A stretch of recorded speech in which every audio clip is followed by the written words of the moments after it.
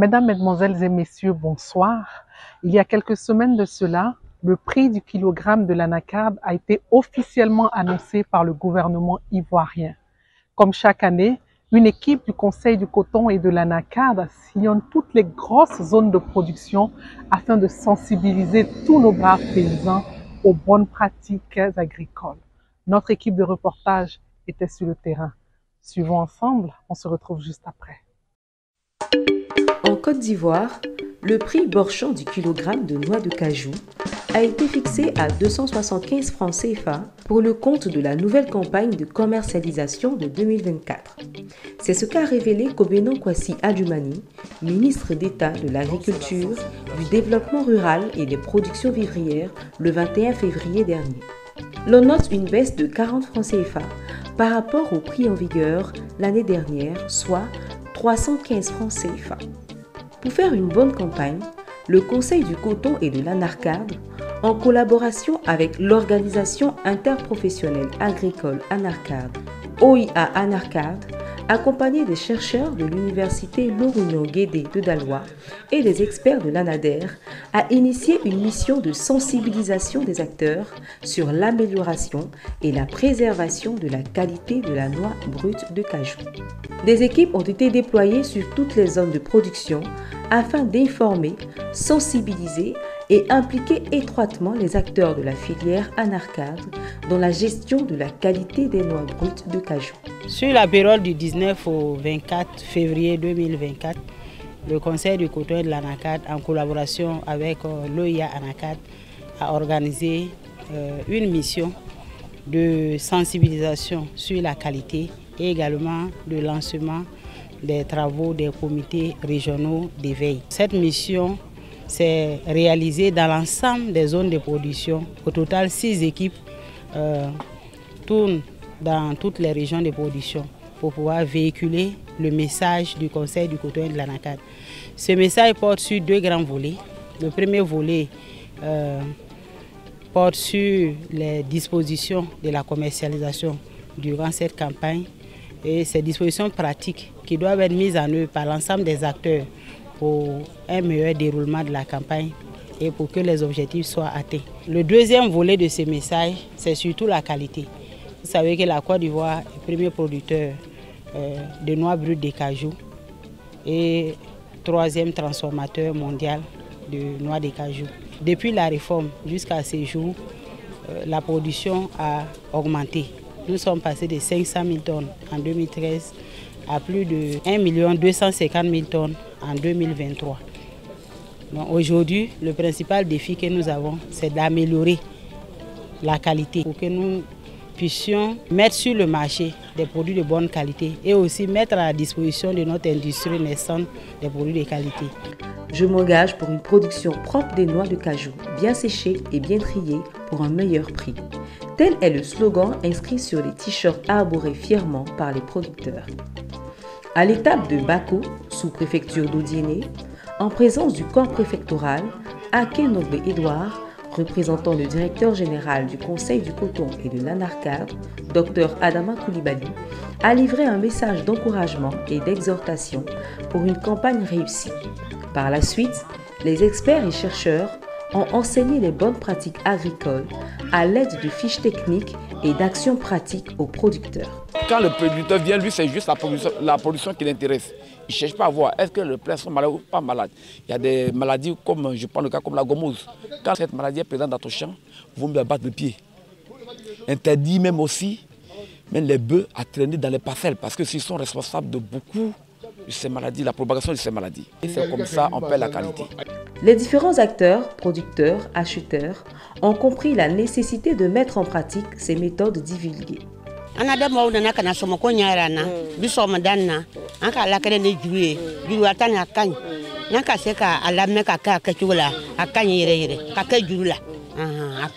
l'ANADER, on apprend toujours.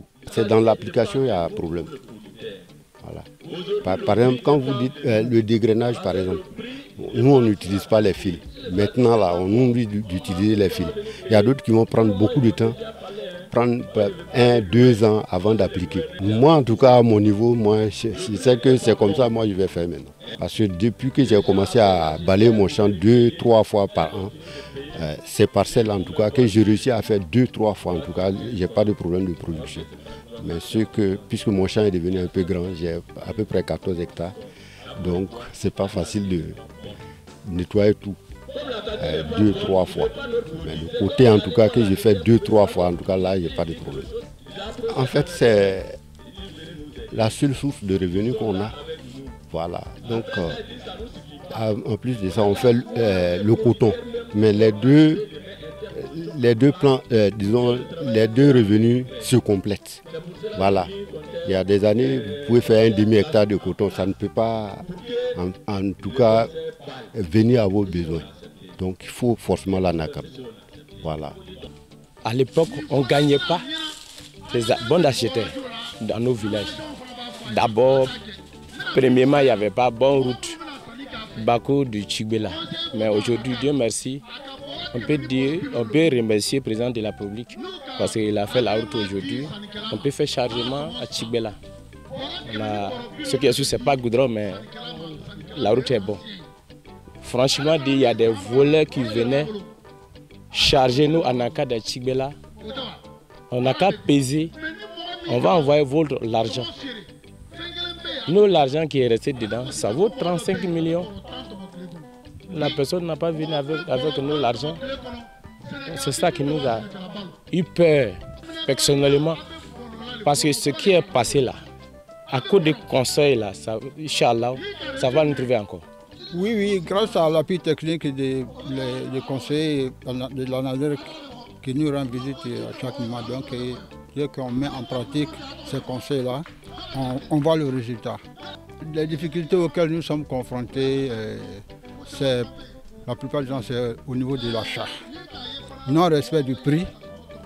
D'ailleurs, même si nous faisons les producteurs, il n'y a pas que les producteurs qui font de mauvaises qualités. Les pisteurs aussi, quand ils achètent, des fois pour stocker le produit là, des fois même ils stockent le produit à la pluie. Quand il pleut, le produit perd sa qualité. Voilà, il y a ça aussi. Oui, il y a un papier qu'on m'a donné avant que je commence. Sinon, c'est levé un matin comme ça, je suis plus seulement. Il y a des agréments pour ça. Mon problème avec mes clients même, c'est mettre les produits en bas du soleil. Quand il vient, si ce n'est pas sec, je refous d'abord. Après, il m'envoie, je pèse. Si c'est bien séché, toi-même tu as le nom, puis le vendeur aussi a son nom. Si le gouvernement donne son prix, c'est avec ça nous on paye. Par contre, d'aujourd'hui, je suis trop fier parce que ça m'a donné des conseils. Avec les agriculteurs aussi, ça les a donné des conseils. Souvent, quand on le parle même, bon, sécher, ce que ça veut dire, c'est comme ça, comme ça. Il y a certains qui disent, bon, quand c'est sèche, il n'y a pas beaucoup d'argent dedans. Parce que si c'est frais, en même temps, il y a des plus. Bon, chez nous, ça ne nous arrange pas. Mais aujourd'hui, ils ont bien compris. C'est comme les paroles là ne viennent pas de chez nous. C'est le gouvernement même qui a déjà voté ça. Là, c'est clair. Bon, je les remercie beaucoup. Présent pendant toute la séance, le préfet de la région du Kabadougou, préfet du département d'Odiéné, René Kwame Fami, a invité les producteurs à suivre les recommandations pour avoir des noix de qualité. Le vendredi 23 février, les mêmes consignes relatives à la qualité des noix ont été répétées par Soro Clotioloma de l'ANADER et Soro Sibirina de l'université Lorugnon-Guédé de Daloa. Mauvaise herbe, tout ce qui est couché à terre, il faut ramasser tout pour mettre dehors pour que le champ soit propre. Quand c'est propre, c'est tombé au loin là-bas, tu vois. Ça facilite le ramassage. Ici, nous leur avons parlé des bonnes pratiques agricoles liées à la qualité. Il s'agit donc de nettoyer la parcelle juste avant la floraison et ramasser les débris végétaux, les mettre hors de la plantation. Attendre que les fruits tombent d'eux-mêmes de l'arbre et les ramasser tous les jours. Et quand la parcelle est bien nettoyée, les fruits sont visibles et on les ramasse à temps et cette opération devient plus facile. Donc après le ramassage, on leur a conseillé de séparer la noix de la pomme à l'aide de la ficelle. Et là, quand on sépare, il n'y a pas de reste de chair de pomme sur la noix. Donc déjà, la noix est de bonne qualité. Et ensuite, après la séparation, il faut automatiquement faire une clé et sécher les noix sur la clé pendant 3 jours en temps de soleil. Sur le soleil, s'il n'y a pas de soleil, bon, on peut aller 1 semaine. Après le séchage, il faut conserver les noix dans des sacs jute donnés par le Conseil du coton et de l'ANACAD. Ensuite, il faut les stocker dans un endroit étanche et aéré, un magasin, bien entendu. Et donc procéder à la vente du produit. Nous ne conseillons pas aux producteurs de conserver le produit, une grande quantité de produits à la maison. Parce que quand on n'a pas de magasin, c'est difficile de conserver le produit à la maison. Donc on demande aux producteurs de vendre au fur et à mesure. Et nous leur avons demandé de mettre ça en application. L'une des techniques les plus innovantes, les plus intéressantes, c'est l'itinéraire technique, comme on l'appelle les bonnes pratiques agricoles, les BPA. D'abord, l'écartement entre les pieds. Au minimum 10 mètres entre deux pieds, 10 mètres entre deux lignes. Ce qui permet au champ d'être aéré et de réduire l'infestation et l'infection du champ et donc de sortir des noix de bonne qualité au niveau de ce champ. Il y a aussi la technique agronomique avec le ciseleur appelé couramment le menuisier qui va couper donc les branches et qui va laisser ces branches accrochées dans les arbres ou qui vont chuter à terre et que le producteur, ne le sachant pas, ne va pas les ramasser alors que c'est la source d'infestation future de son champ. Donc de manière très simple, il ramasse ces branches coupées et il les brûle hors du champ, ce qui amène une plus grande santé au niveau du champ. Des producteurs venus nombreux apprécient cette approche du Conseil du coton et de l'ANARCAD. Nous remercions l'ANADER pour cette nouvelle technique. Dr Ouattara Niré Mariam, directrice de la production, représentant le directeur général du Conseil du coton et de l'ANARCAD, nous fait le bilan de cette mission de sensibilisation. Cette année, nous avons opté pour la pratique. Donc nous sommes venus sur les parcelles avec l'ensemble des acteurs, y compris les acteurs professionnels et les acteurs institutionnels. Nous avons été accompagnés par le corps préfectoral. Et l'accent a été mis sur les démonstrations. Vous avez constaté que ce soit à Odiéné ou bien que ce soit ici à Ouangolo, vous avez vu l'engouement des producteurs qui sont restés avec nous du début jusqu'à la fin de la sensibilisation. Et la pratique a été faite par à la fois les agents de l'ANADER et les producteurs eux-mêmes. La qualité est un élément fondamental de la fixation du prix des noix de cajou, comme tous les autres produits d'ailleurs. Donc nous avons sensibilisé les producteurs sur la production des noix de bonne qualité, en tout cas sur toutes les étapes, du nettoyage des parcelles jusqu'à la séparation des pommes, au séchage et au stockage. Toutes les bonnes pratiques des récoltes et post-récolte, ils ont pris l'engagement d'aller mettre en œuvre ce qu'ils ont appris ici avec nous sur le terrain. Et nous espérons vraiment qu'ils vont s'en approprier et que la qualité de cette campagne sera meilleure par rapport à la qualité de toutes les autres campagnes. C'est sur les conseils du préfet de la région du Tchologo, préfet du département de Ferké-Sédougou, Sori Jean-Pierre, qu'a pris fin la campagne de sensibilisation à la bonne pratique agricole aux acteurs du Tchologo. Il faut souligner que la sensibilisation a été couplée avec la tenue d'ateliers régionaux pour lancer les activités des comités de veille en vue d'un bon suivi de la campagne de commercialisation.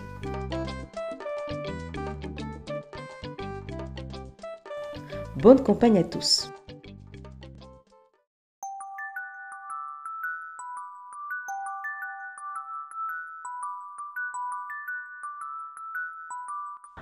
Bonjour à tous, je suis Karamoko Issouf, commercial au Centre de démonstration et de promotion des technologies CDT. Alors aujourd'hui, nous allons vous présenter une ligne de transformation de noix de cajou. La Côte d'Ivoire occupe une place privilégiée dans la production mondiale de noix de cajou avec une production estimée à 1 028 172 tonnes en 2022. Malheureusement, 80%, soit 822 537 tonnes de notre production quittent nos frontières sous forme brute. Ce qui fait d'ailleurs de la Côte d'Ivoire l'un des principaux exportateurs de la noix de cajou. Pour soutenir la croissance économique du pays, il est important de passer à l'étape suivante, c'est-à-dire la transformation de la noix de cajou. C'est dans ce cadre-là que le CDT vous présente sa ligne de transformation de noix de cajou. Et cette ligne peut transformer 1 tonne de noix de cajou en 8 heures de travail. Cette ligne est composée d'une chaudière avec un cuiseur, d'un décortiqueur de noix de cajou, d'un séchoir d'amandes, d'un dépelliculeur de noix de cajou, d'un séparateur de noix, un calibreur de noix. Ensuite, nous avons l'enrobeuse, Et pour terminer, nous avons l'ensacheuse sous vide qui vous permet de conditionner le produit fini. Alors sans plus tarder, découvrons ensemble cette ligne de transformation. Nous avons là une chaudière avec son cuiseur. Voilà, c'est une chaudière électrique triphasée avec une capacité de production de 250 kg par charge. Son rôle, c'est de fragiliser la coque avant le décortiquage. Il est recommandé de laisser reposer les noix pendant 12 heures avant de passer au décortiquage. Alors passons maintenant à notre décortiqueur de noix de cajou qui est juste là. Il est doté d'une capacité de production de 35 à 40 kg à l'heure, d'un moteur électrique triphasé et de 4 lames pour le décortiquage de noix. Alors son rôle, c'est de décortiquer la noix de cajou automatiquement afin d'obtenir des amandes. Ensuite, nous passons à notre séchoir électrique. Nous avons là un séchoir électrique pour le tuvage des amandes. Ce séchoir est doté d'une capacité de 60 kg par charge, d'un moteur électrique monophasé et de 12 plateaux pour le séchage de nos amandes qui sera compris entre 3 à 4 heures de temps de séchage. Ensuite, nous passons à notre dépelliculeur d'amandes. Alors là, nous avons un dépelliculeur d'amandes composé d'un compresseur d'air. Le dépelliculeur est doté d'une capacité de production de 40 à 50 kg à l'heure. Et le matériel de construction, c'est de l'acier inoxydable. Ensuite, la puissance du moteur de notre compresseur d'air est de 15 chevaux. Après le dépelliculage, nous passons à notre séparateur d'amandes en 3 grades. Il est doté d'une capacité de production de 40 à 50 kg à l'heure. Le premier grade nous sort des amandes totalement fondues. Le deuxième grade nous sort des amandes moins fondues. Et enfin, au troisième grade, qui nous sort des amandes intactes. Alors, la puissance du moteur de ce séparateur est de 0,25 chevaux. Comme vous pouvez le constater, voici les amandes recueillies au troisième grade. Ensuite, nous passons au calibreur d'amandes. Alors ce calibreur est doté d'une capacité de production de 100 kg à l'heure et sa particularité c'est que c'est un calibreur avec un moteur électrique monophasé. C'est-à-dire que vous pouvez l'utiliser avec le courant domestique. Et ce calibreur, il a 6 sorties. Son rôle, c'est de trier les amandes en fonction du poids, la taille et la forme. À la suite du calibrage de nos amandes, nous allons passer à la dernière étape de notre production, qui est le conditionnement de nos amandes. Comme vous le constatez, nous avons là une ensacheuse sous vide. Alors cette ensacheuse est dotée d'une capacité de production de 50 kg par charge. Son rôle, c'est de prolonger la durée de conservation de nos amandes en retirant l'air des sacs de conservation. Et il faut noter que pour une transformation particulière de notre amande de cajou, nous avons une enrobeuse qui permet d'ajouter une saveur toute particulière, qu'elle soit sucrée ou salée, à notre produit fini. Alors cette enrobeuse est dotée d'une capacité de charge de 5 kg et d'un moteur électrique monophasé, c'est-à-dire que vous pouvez l'utiliser avec le courant domestique. Au terme de cette courte présentation, il est important de noter que la ligne de transformation vous assure une transformation de haute qualité et efficace de vos noix de cajou prêts à être commercialisées. Pour plus d'informations et de demandes spécifiques, merci de contacter le CDT au 05 76 63 56 48 au 01 42 30 88 94. Alors nous sommes situés à Makori-Bietri, en face de la résidence IAC. Merci pour votre attention.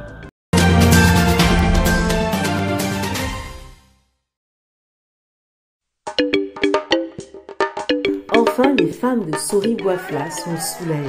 Avant, on se battait à cause de l'eau. Maintenant, on ne peut plus se battre maintenant. On dormait au dehors, on veillait au dehors. À cause de l'eau, on est sauvé par la grâce de la d'eau. On est content. Le directeur général du Conseil du coton et de l'Anarcave, Dr Adama Koulibaly, a inauguré une pompe à eau moderne à Sori-Bouafla, dans le département de Goïtafla, le lundi 11 mars 2024. La cérémonie s'est déroulée en présence du secrétaire général de la préfecture, Touré Pénakwefan, du sous-préfet de Mamingi, des acteurs de la filière coton anacarde, ainsi que de nombreux autres invités.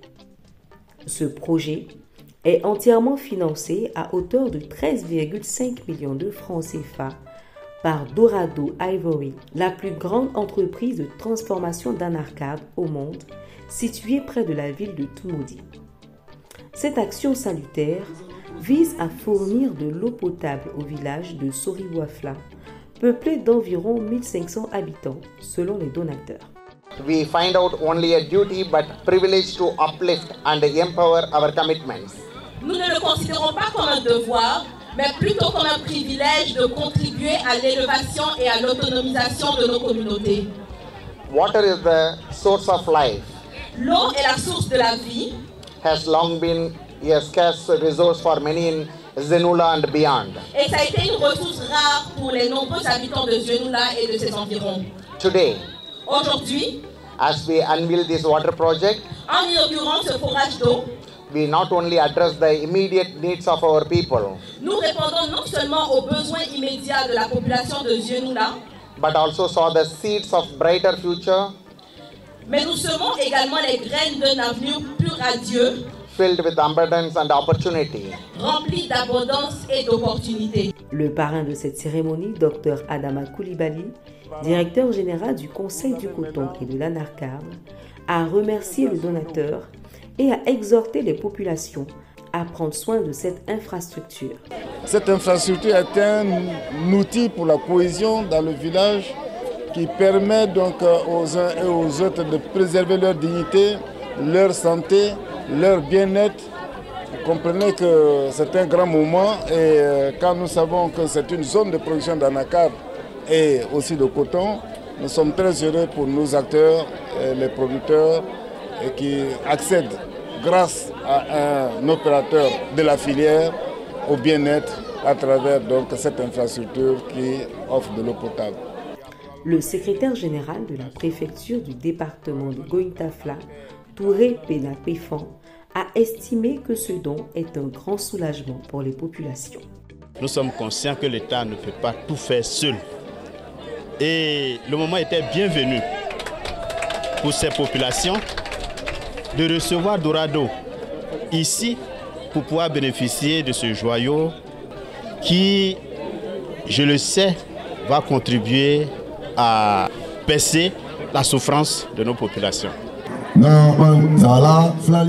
Au nom de toute la population, le chef du village, Lizier Bipol, a salué et remercié les donateurs et tous les acteurs qui ont contribué à la réussite de ce projet. Il est venu comme le vent pour nous soulever en haut. Aujourd'hui, nous sommes sur le ciel. On a pris un marbre sur le ciel. Donc, ma fait, voilà, nous allons les gens comme à l'arrêt de Voici, il y a nos sous-préfets là. Sous-préfet à l'arrêt ici, il y a nos gens qui disent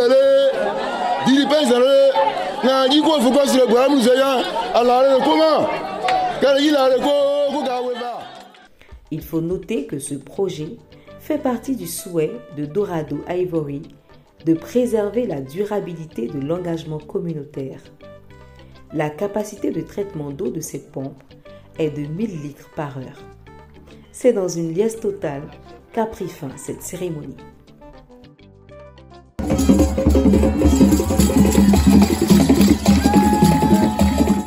Nous venons d'épuiser notre temps d'antenne. Rendez-vous est pris très prochainement pour d'autres aventures dans le secteur agricole. Nous voulons féliciter le Conseil du coton et de l'anacarde pour l'encadrement de nos braves paysans de cette filière qui fait la fierté de la Côte d'Ivoire. Nous demandons également à tous les braves paysans de mettre en pratique ces conseils qui leur ont été donnés par les experts. Que Dieu nous garde. À très vite.